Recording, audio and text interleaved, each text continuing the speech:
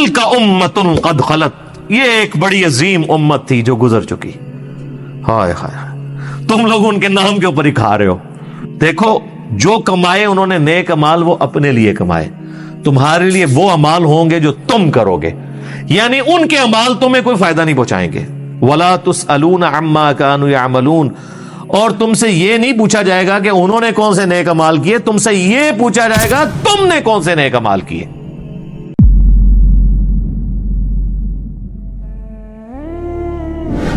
اب اللہ کے لاڈلے ترین پیغمبر سیدنا ابراہیم خلیل اللہ کا ذکر خیر ہے.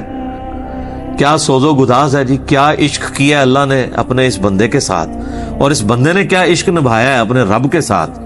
ہائے ہائے ہائے. سر یہ پہلا آپ سرٹیفکیٹ دیکھیں، میں کہتا ہوں اس کائنات میں کسی شخص کو یہ سرٹیفکیٹ مل جائے نا تو وہ اس سے بڑی کوئی ڈگری اس کے لیے نہیں ہو سکتی. وَإِذِ ابْتَلَىٰ إِبْرَاهِيمَ رَبُّهُ بِكَلِمَاتٍ، اور جب جب آزمایا ابراہیم کو اس کے رب نے جس آزمائش میں، یہ ترجمہ ہے اس کا، جب جب آزمایا اس کے رب نے اسے جس آزمائش میں، فَأَتَمَّهُنْ، تو اس نے اس کو فلائنگ کلرز کے ساتھ اول ڈگری میں اس کے اندر جو ہے وہ کامیابی حاصل کی ہے. سر دیکھیں نا کہاں نہیں آزمایا، آگ میں پھینکا گیا آخری وقت تک. آپ کا کلام کیا ہے، صحیح بخاری کے الفاظ ہیں، آگ میں پھینکنے لگے ہیں حسبنا اللہ ونعم الوکیل.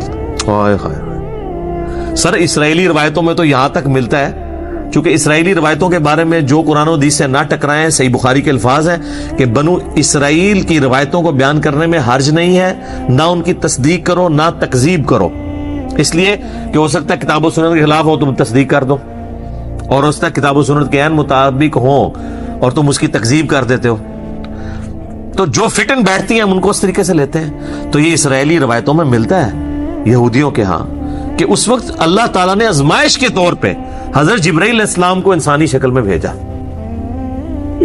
حضرت ابراہیم کو ٹیسٹ کرنے کے لیے، اور اس نے آ کے کہا کہ حضرت اگر آپ کے تو میں آپ کو بچا لیتا ہوں. اچھا حضرت ابراہیم علیہ السلام کو یہ پتا بھی تھا یہ فرشتہ اللہ کی طرف سے ہے، تو انہوں نے کہا جبرائیل جس کے لیے مجھے پھینکا جا رہا ہے وہ دیکھ رہا ہے نا، مجھے تیری حاجت نہیں ہے. حسبنا اللہ ونعم الوکیل. اور یہ مجھے بالکل حضرت ابراہیم کے کریکٹر میں فٹ ان بیٹھتی ہوئی یہ بات لگتی ہے کہ واقعی ایسا ہوا ہوگا. ابراہیم علیہ السلام اتنے خوددار تھے اس حوالے سے کہ انہوں نے جبرائیل کو بھی ایکسپٹ نہیں کیا. قال انی جاعلک للناس اماما. سر یہ قربانیوں کے بعد پھر ڈگری مل رہی ہے. پھر وہ سب سے بڑی قربانی جو 87 سال کی عمر میں جا کے اللہ تعالیٰ نے بیٹا دیا، جب اپنی عمر 99 ایئرز ہوئی، بچے کی عمر 12 سال ہوئی، کہا جی اس کو ذبح کرو. تو دیکھیں کوئی دوسری بات ہی نہیں کی انہوں نے. تو اللہ تعالیٰ ماتا ہے پھر یہ سارے جب امتحانات سے گزرا تو ہم نے کہا کہ ہم تمہیں انسانیت کا امام بنانے والے ہیں. اچھا ابراہیم علیہ السلام کی زندگی میں تو گنتی کے لوگ ان کے اوپر ایمان لے کے آئے ہیں. سورۃ العنکبوت میں آتا ہے کہ صرف ایک لوط ان پر ایمان لے کر آیا ان کے گھر والوں کے سوا. کوئی صاحب امت پیغمبر نہیں ہے حضرت ابراہیم کوانٹٹی وائز، جس طرح کہ نبی صلی اللہ علیہ وسلم کی امت ہے. حضرت موسیٰ علیہ السلام کو اللہ تعالیٰ نے اتنے جانثار لوگ ساتھی دیے. اللہ تعالیٰ فرما رہا ہے کہ ہم نے اسے کہا تو ہمیں انسانیت کا امام بنانے والے ہیں. ہائے ہائے. تو ابراہیم علیہ السلام کہتے ہیں قال ومن ذریتی، تو یا اللہ جو میری اولاد ہے وہ بھی ہوگی. جواب کیا انٹلیکچوئل ہے، مختصر جواب ہے اور کمال کا. اللہ نے کہا قال لا ینال عہد الظالمین، میرا عہد ظالموں کے لیے نہیں ہوگا. یعنی جو تیرے پیروکار ہوں گے نا ان کو تو امامت مل جائے گی. امامت سے مراد یہ کوئی منصب یا کوئی امام مسجد کی ڈگری نہیں ہے، مراد یہ کہ وہ لوگوں کو دین سکھائیں گے. انبیاء کا جو دین ہے وہ جو اللہ نے ان کو دیا ہے وہی کے ذریعے اس کا تعارف کروائیں گے امتوں کو. تو اللہ نے فرما دیا اس میں بھی کہ تیری اولاد میں بھی کوئی ہوا نا اگر وہ ظالم ہوا، اپنی جان پہ ظلم کرنے والا، سب سے بڑا ظلم کون سا ہے؟ شرک. ان الشرک لظلم عظیم، سورہ لقمان آیت نمبر 13. اگر تیری اولاد کے اندر کوئی ظلم کرنے والا ہوا، چاہے وہ شرک کرنے والا یا گناہ کبیرہ کرنے والا، وہ کوئی امام نہیں بنے گا. تو اس میں امپلائڈ ہے کہ اگر تیری اولاد میں کوئی تیرے طریقے پہ چلے گا تو وہ امام بھی وہی ہوگا. تو امام حسین ہے نا امام. سر امام حسن ہے نا امام، وہ ڈیزرو کرتے ہیں، ابراہیمی اولاد ہے، انہوں نے پرفارم بھی کیا ہے، تو قرآن سے یہ حسنین کریمین کی امامت قرآن سے ثابت ہوتی ہے، یہ والی امامت۔ اب جو سورۃ البقرہ کا جو یہ آخری رکوع آ رہا ہے نا، یہ بڑا وجد امیز رکوع ہے، اس کا جو سوز و گداز ہے کاش میں وہ آپ کے سامنے پریزنٹ کر سکوں۔ اللہ اکبر۔ وَمَن يَرْغَبُ عَن مِّلَّةِ إِبْرَاهِيمَ إِلَّا مَن سَفِهَ نَفْسَهُ، اور کون روح گردانی کر سکتا ہے ابراہیم کی ملت سے سوائے اس کے کہ جس کو اس کے نفس نے احمق بنا دیا ہو۔ کوئی مینٹل اور پاگل ہی ہوگا جو اپنے آپ کو ابراہیم کی ملت سے الگ کرے۔ ہائے ہائے ہائے۔ وَلَقَدِ اصْطَفَيْنَاهُ فِي الدُّنْيَا، اور بے شک ابراہیم تو وہ تھا جسے ہم نے چن لیا تھا اس دنیا میں۔ نبی الاسلام کا بھی ایک مبارک نام ہے مصطفیٰ، مصطفیٰ کہتے ہیں چنے ہوئے کو۔ وَإِنَّهُ فِي الْآخِرَةِ لَمِنَ الصَّالِحِينَ، اور بے شک ابراہیم آخرت میں ضرور بالضرور ہمارے نیکوکار بندوں میں شامل ہوگا۔ اذ قال له ربه اسلم، اور یاد کرو جب بھی اس کے رب نے اس سے کہا کہ ابراہیم، آرڈر آیا سر تسلیم خم، قال اسلمت لرب العالمین، تو اس نے فوراً کہا کہ میں اپنے رب کے حضور سر تسلیم خم کر۔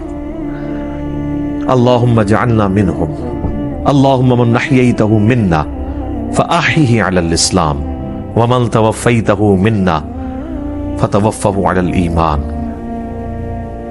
رضیت باللہ ربا وبالاسلام دینا وبمحمد نبیا۔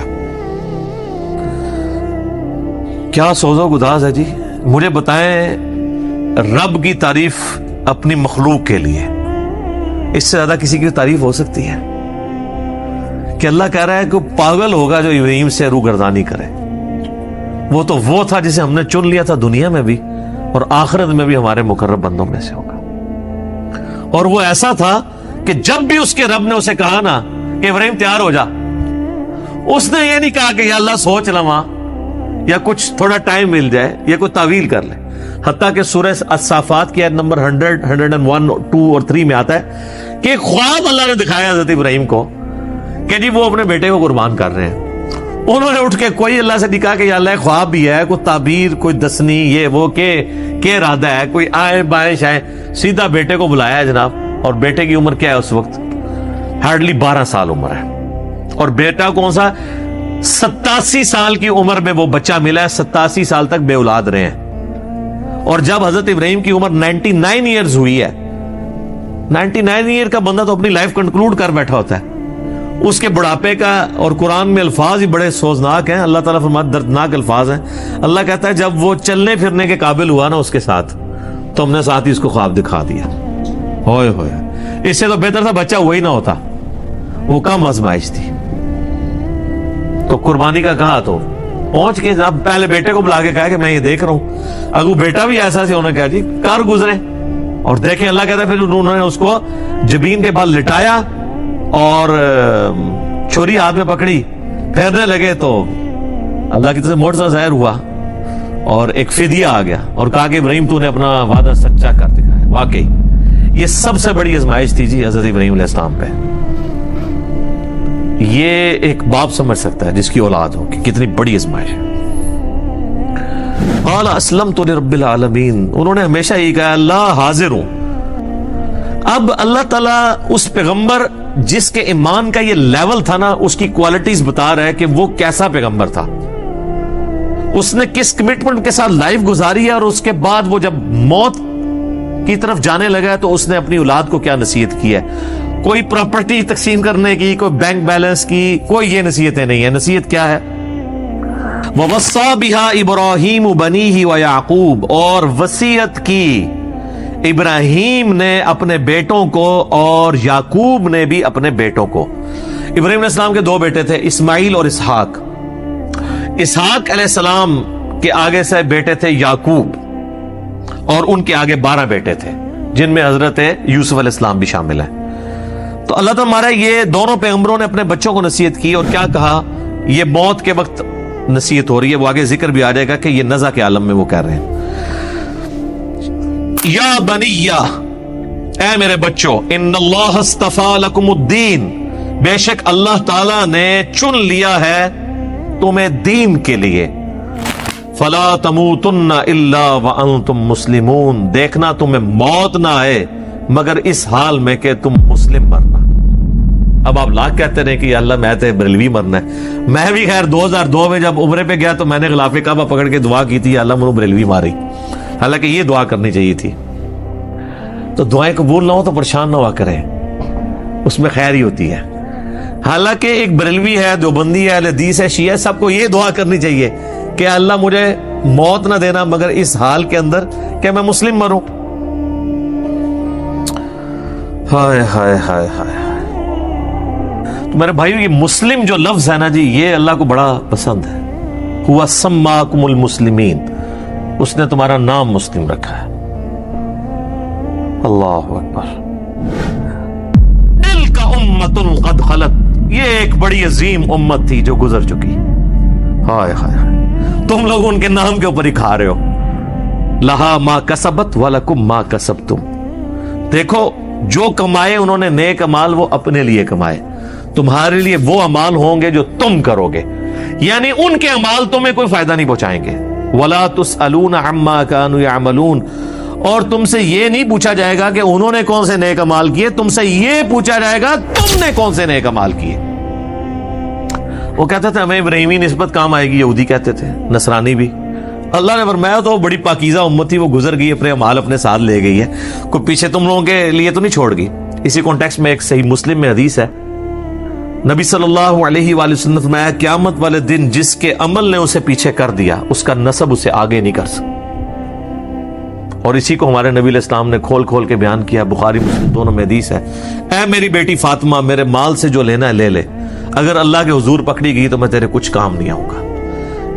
फिर सिर्फ अपनी बेटी फातिमा को नहीं कहा, बुखारी मुस्लिम में अल्फाज हैं, ऐ मेरे चचा अब्बास, मेरे माल से कुछ लेना है तो मैं तुझे दे दूंगा, अल्लाह के हुजूर पकड़ा गया तो मैं कुछ काम नहीं आऊंगा। ऐ मेरी फुप्पी सफिया, तूने मेरे माल से कुछ लेना है तो मुझसे ले ले, अल्लाह के हुजूर पकड़ी गई तो मैं तेरे कुछ काम नहीं आऊंगा। तो यहां पे नेक अमाल मुराद है।